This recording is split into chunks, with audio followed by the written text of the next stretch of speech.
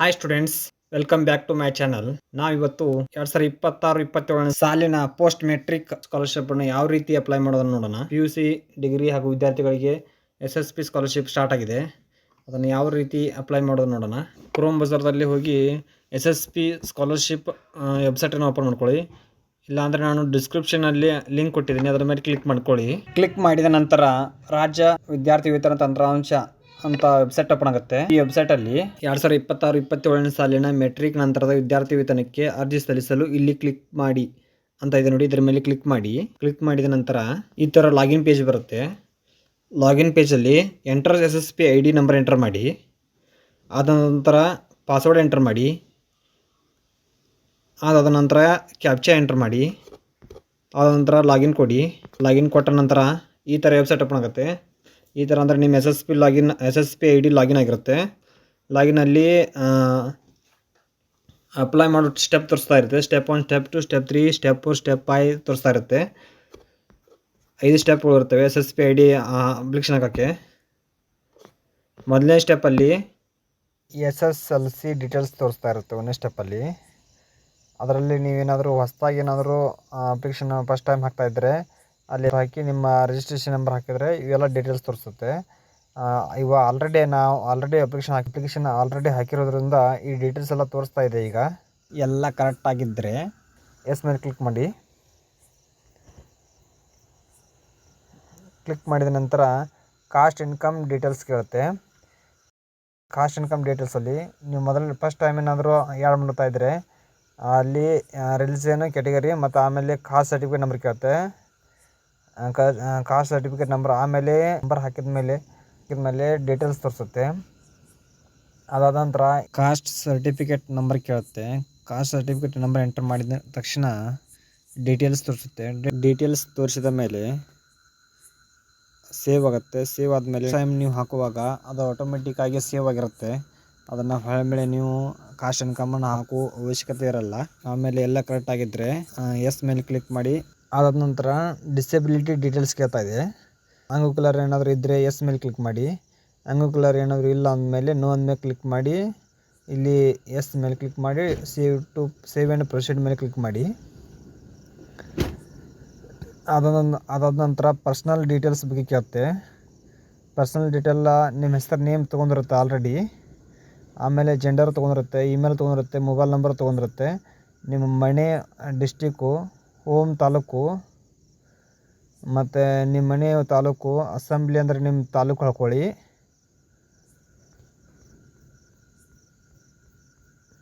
ಆಮೇಲೆ ನಿಮ್ಮ pin code ಹಾಕ್ಕೊಳ್ಳಿ.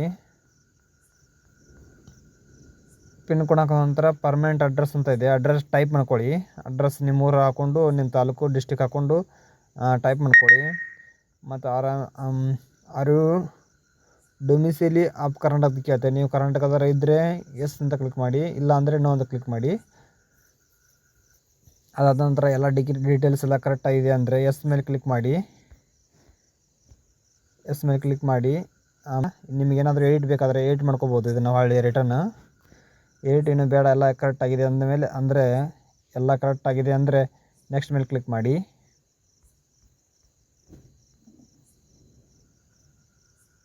ಅದಾದ ನಂತರ ಪ್ರೆಸೆಂಟ್ ಇಯರ್ ಸ್ಟಡಿ ಡೀಟೇಲ್ಸ್ ಕೇಳುತ್ತೆ. ಅದರಲ್ಲಿ are you studying in any university or institute located outside Karnataka ಕೇಳುತ್ತೆ. ಅಂದರೆ ನೀವು ಕರ್ನಾಟಕದ ಹೊರಗೆ ಏನಾದರೂ ಕಲಿತಾ ಇದ್ದರೆ ಎಸ್ ಅಂತ ಕ್ಲಿಕ್ ಮಾಡಿ. ಇಲ್ಲ ನಾವು ಕರ್ನಾಟಕದಲ್ಲಿ ಕಲಿತಾ ಇದ್ದೀವಿ ಅಂದರೆ ನೋ ಮೇಲೆ ಕ್ಲಿಕ್ ಮಾಡಿ.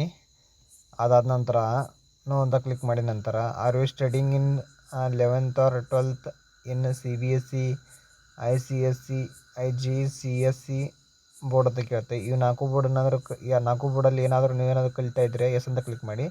ಕಲಿತಾ ಇಲ್ಲ ಅಂದರೆ ನೋ ಮೇಲೆ ಕ್ಲಿಕ್ ಮಾಡಿ. ಅದಾದ ನಂತರ are you studying in first year and second year in year PU ಅಂತ ಕೇಳುತ್ತೆ. ನೀವು ಫಸ್ಟ್ ಇಯರ್ ಸೆಕೆಂಡ್ ಇಯರನ್ನು ಕಲಿತಾ ಇದ್ದರೆ ಎಸ್ ಅಂತ ಕ್ಲಿಕ್ ಮಾಡಿ. ಎಸ್ ಅಂತ ಕ್ಲಿಕ್ ಮಾಡಿದ ನಂತರ ಎಂಟರ್ ಸ್ಯಾಟ್ಸ್ ID ಕೇಳುತ್ತೆ. ಸ್ಯಾಟ್ಸ್ ಅಂದರೆ ನಿಮ್ಮ ಸ್ಯಾಟ್ಸ್ ನಂಬರ್ ಹಾಕ್ಕೊಳ್ಳಿ. ಆಮೇಲೆ ಫೇಸ್ ಡೇಟಾ ಹಾಕ್ಕೊಳ್ಳಿ, ನಿಮ್ಮ ಡೇಟೆಲ್ಸ್ ಸಿಗುತ್ತೆ. ನಾನು ನೋ ಅಂತ ಹಾಕೋತಾ ಇದ್ದೀನಿ.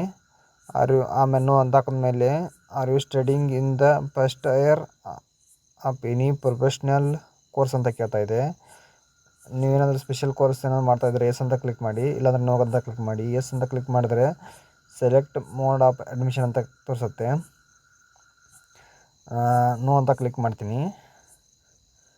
ನೋ ಅಂತ ಕ್ಲಿಕ್ ಮಾಡಿ do you have USN university registration number ಅಂತ ಕೇಳುತ್ತೆ. ಎಸ್ ಅಂತ ಕ್ಲಿಕ್ ಮಾಡ್ತೀನಿ.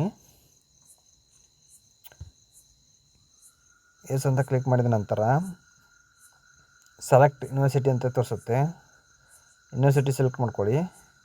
ಅದಾದ ನಂತರ ಸೆಲೆಕ್ಟ್ UG ಆರ್ PG ಕೇಳುತ್ತೆ, ಅದನ್ನು ಸೆಲೆಕ್ಟ್ ಮಾಡ್ಕೊಳ್ಳಿ. ಅಂಡರ್ ಗ್ರ್ಯಾಜುಯೇಟ್ ಇದ್ದರೆ ಫಸ್ಟ್ ಸೆಲೆಕ್ಟ್ ಮಾಡ್ಕೊಳ್ಳಿ. ಪೋಸ್ಟ್ ಗ್ರ್ಯಾಜುಯೇಟ್ ಆಗಿದ್ದರೆ ಮಿಡಲ್ ಇದ್ದು ಸೆಲೆಕ್ಟ್ ಮಾಡ್ಕೊಳ್ಳಿ. ಡಿಪ್ಲೊಮೊ ITI PUC ಏನಾದರೂ ಕಲಿತಾ ಇದ್ದರೆ ಮೂರನೇ ಸೆಲೆಕ್ಟ್ ಮಾಡ್ಕೊಳ್ಳಿ. ಆನಂತರ university or board registration number ಹಾಕ್ಕೊಳ್ಳಿ. ಸೆಕೆಂಡ್ PUC ಇದ್ದರೆ ಸೆಕೆಂಡ್ PUC ನಂಬರ್ ಹಾಕ್ಕೊಳ್ಳಿ. ಡಿಗ್ರಿ ಇದ್ದರೆ ಡಿಗ್ರಿ ನಂಬರ್ ಹಾಕ್ಕೊಳ್ಳಿ. ಪೋಸ್ಟ್ ಗ್ರ್ಯಾಜುಯೇಟ್ ಇದ್ದರೆ ಅವ್ರ ಇದನ್ನು ರಿಜಿಸ್ಟ್ರೇಷನ್ ನಂಬರ್ ಹಾಕ್ಕೊಳ್ಳಿ. ಹಾಕೊಂಡ ನಂತರ ಸೆಲೆಕ್ಟ್ ಯೂನಿವರ್ಸಿಟಿ ಎಲ್ಲ ಹಾಕೊಂಡ ನಂತರ ಈ ಥರ ತೋರಿಸುತ್ತೆ. ಇದು ನಾನು PUC ಹಾಕೊಂಡಿದ್ದೀನಿ, ಸೆಕೆಂಡ್ PUC ಇದು ಕಾಲೇಜೆಲ್ಲ ತೋರಿಸುತ್ತೆ. ಕೋರ್ಸು ಸ್ಟಾರ್ಟ್ ಡೇಟ್ ಕೇಳುತ್ತೆ. ಅದಾದ ನಂತರ ಆರು ಲಿಟ್ರಲಿ ಎಂಟ್ರಿ ಅಂತ ಕೇಳುತ್ತೆ. ನೀವಾಗ ಕಾಲೇಜ್ಗೆ ಹೋಗಿದ್ದೀರ ಅಂತ ಕೇಳುತ್ತೆ. ಲಿಟ್ರಲಿ ಎಂಟ್ರಿ ಅಂದರೆ ಕಾಲೇಜ್ ಸ್ಟಾರ್ಟ್ ಆಗಿದ್ದು.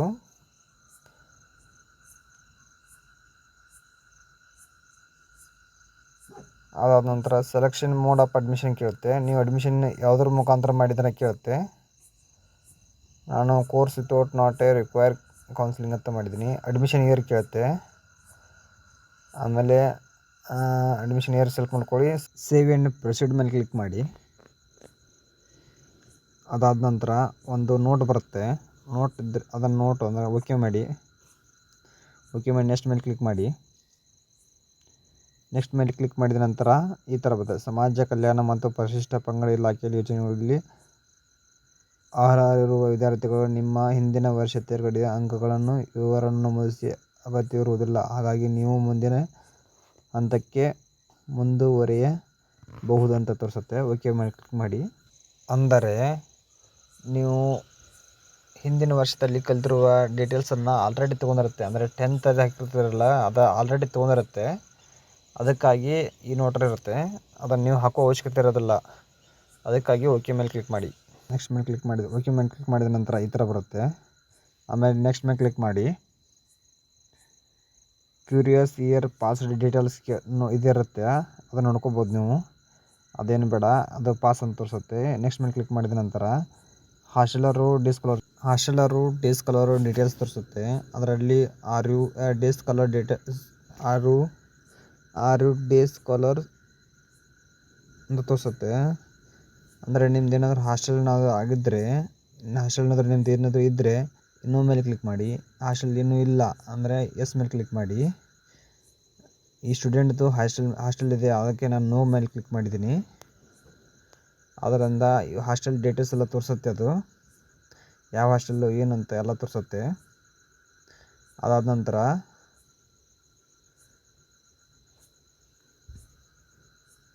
ಡೀಟೇಲ್ಸ್ ಎಲ್ಲ ಕರೆಕ್ಟಾಗಿದ್ದರೆ ಎಸ್ ಅಂತ ಕ್ಲಿಕ್ ಮಾಡಿ. ಸೇವ್ ಆ್ಯಂಡ್ ಪ್ರೊಸೀಡ್ ಮೇಲೆ ಕ್ಲಿಕ್ ಮಾಡಿ.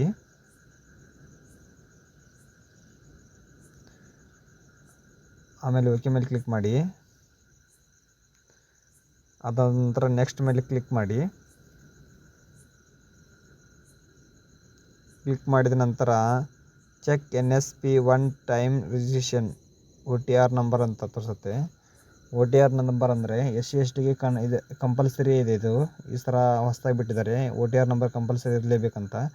ಅದನ್ನು ನಾನು ಡಿಸ್ಕ್ರಿಪ್ಷನಲ್ಲಿ ಇನ್ನೊಂದು ವಿಡಿಯೋ ಲಿಂಕ್ ಹಾಕಿದ್ದೀನಿ. ಅದನ್ನು ನೀವು ನೋಡಿ OTR ನಂಬರ್ ಕ್ರಿಯೇಟ್ ಮಾಡ್ಕೊಂಡು ಇಲ್ಲಿ ಬಂದು ಹಾಕೋಬೋದು. ಇಲ್ಲಾಂದರೆ ನಮ್ಮ ಚಾನಲಲ್ಲಿ ಇರುತ್ತೆ, ಅದನ್ನು ಹೋಗಿ ನೋಡಿ ಕ್ರಿಯೇಟ್ ಮಾಡ್ಕೊಳ್ಳಿ. OTR ನಂಬರ್ ಹಾಕೊಂಡ ನಂತರ ಸೇವ್ ಮೇಲೆ ಕ್ಲಿಕ್ ಮಾಡಿ. ಸೇವ್ ಮೇಲೆ ಕ್ಲಿಕ್ ಮಾಡಿದ ನಂತರ ಒಂದು ಫಾರ್ಮ್ ಬರುತ್ತೆ. ಅಂದರೆ ನಿಮ್ಮ ಡೀಟೇಲ್ಸ್ ಎಲ್ಲ ಬರುತ್ತೆ. ಡೀಟೇಲ್ಸ್ ಮೇಲೆ ಟಿಕ್ ಬಾಕ್ಸ್ ಬರುತ್ತೆ. ಆ ಟಿಕ್ ಬಾಕ್ಸ್ ಒತ್ತಿ ಕನ್ಫರ್ಮ್ ಕೊಟ್ಟರೆ ನಿಮ್ಮದು ಅಪ್ಲಿಕೇಶನ್ ಸಬ್ಮಿಟೆಡ್ ಆಗುತ್ತೆ. ಸಬ್ಮಿಟೆಡ್ ಆದ ನಂತರ ಅದನ್ನು ನೀವು ಅಲ್ಲೇ ಪ್ರಿಂಟ್ ತಗೊಳ್ಳಿ. ನಮ್ಮ ಚಾನಲ್ನಿಂದ ನಿಮಗೇನಾದರೂ ಹೆಲ್ಪ್ ಆಗಿದ್ದರೆ ಸಬ್ಸ್ಕ್ರೈಬ್ ಮಾಡ್ಕೊಳ್ಳಿ, ಹಾಗೆ ಲೈಕ್ ಮಾಡಿ, ಶೇರ್ ಮಾಡಿ.